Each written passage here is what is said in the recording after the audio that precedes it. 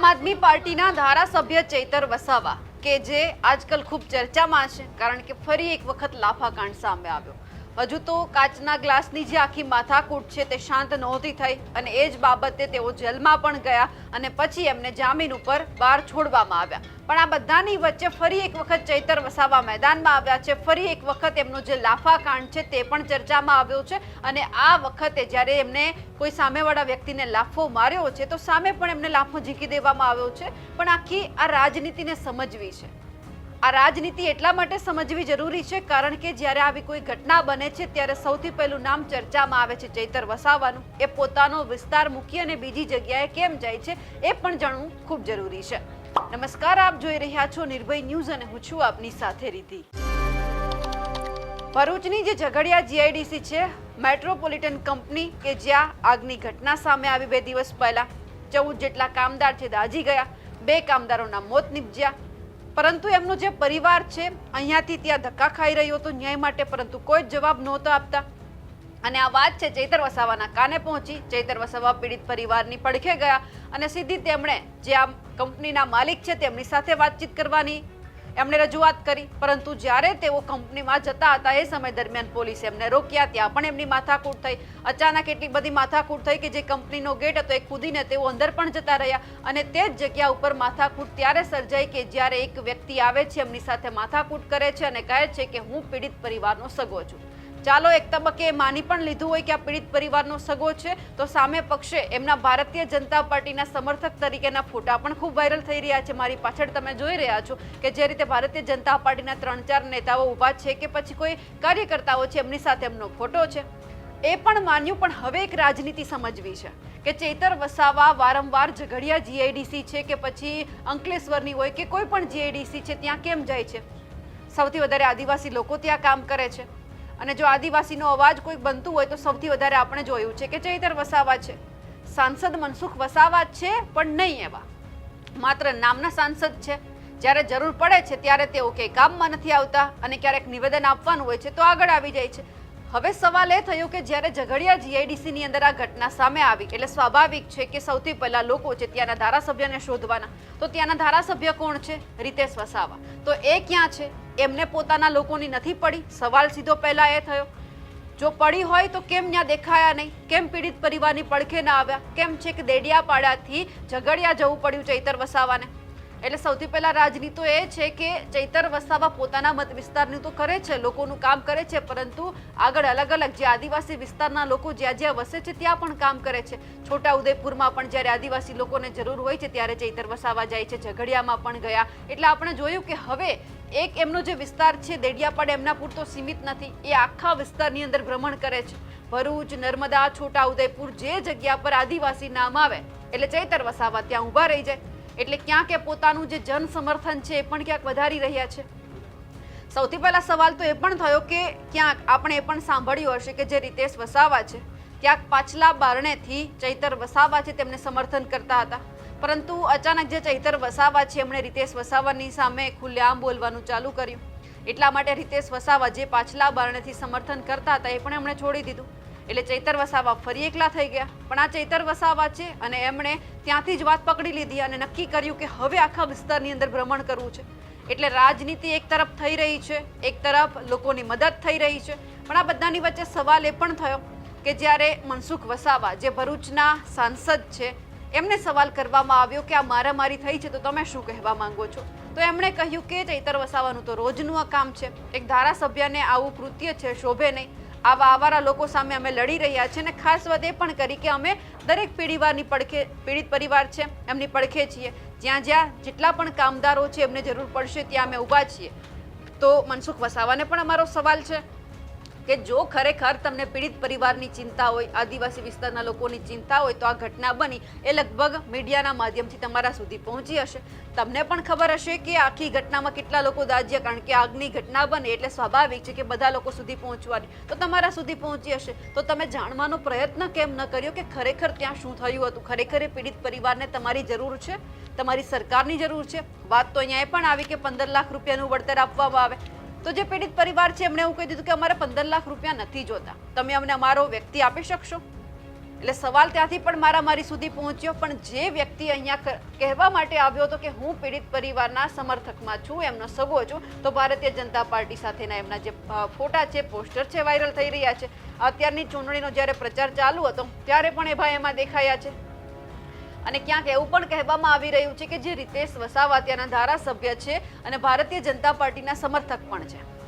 પણ અહીંયા સૌથી પહેલા ચૈતર વસાવાની રાજનીતિ તો આપણે સમજી, પણ સ્વાભાવિક છે કે રાજનીતિ કરે કે ના પણ કરે, પરંતુ જે આદિવાસી લોકોને ખરેખર એવા વ્યક્તિની જરૂર છે કે જે કામ કરે, એ ચૈતર વસાવા કરીને બતાવે છે, એટલે ગમે છે. એટલે આવા જે ધારાસભ્ય છે, સાંસદ છે, ખાલી બોલે છે કે અમે આદિવાસી વિસ્તારના લોકો માટે જીવીએ છીએ, કામ કરીએ છીએ, અને જે સમય આવ્યો નથી જોતા, એમની ઉપર પણ અત્યારે એક સવાલ છે કે તમે ક્યારે જશો?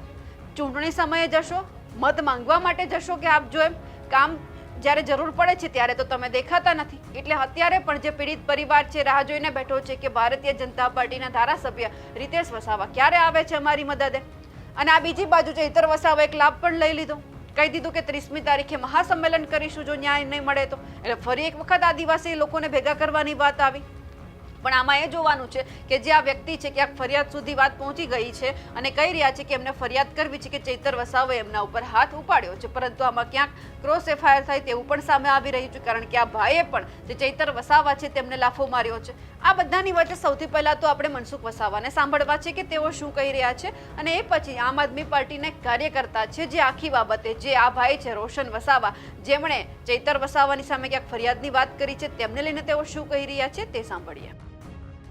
એ બધા લોકોએ મને કે કોર્ટ સુધીની અંદર ગયા, આ તો એની આદત પડી ગઈ છે. અને ભૂતકાળમાં પણ આપણે બધા જોઈએ છે કે ગમે ત્યાં ગમે તેની સાથે ઝઘડો કરવાનો, મારામારી કરવાનો, એમ કરીને 19 જેટલા ગુના છે. અને એમાં કોર્ટમાં એની સજા પણ થઈ, લાંબી 90 દિવસ સુધી સજા પણ ભોગવી. ત્યાર પછી ડેડિયાપાડા માટે તડીપાર પણ છે, અને કોઈ કન્ડિશન સાથે હમણાં એ આ ડેડિયાપાડામાં પ્રવેશ કર્યો છે, પણ છતાં એ કન્ડિશનમાં તમે જો 5મા દિવસે આ એનો ભંગ કરે છે.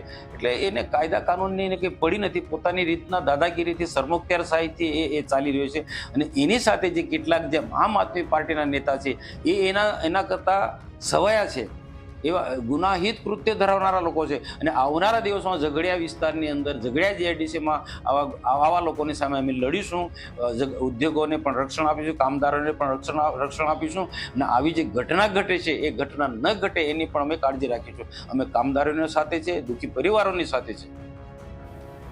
અને જે ચૈતર વસાવે ઉશ્કેરાટમાં આવી જાય અને તે પેલા ભાઈને યુવાનને જે લાફો મારે છે એને સખત શબ્દોમાં ઉખડી કાઢીશું.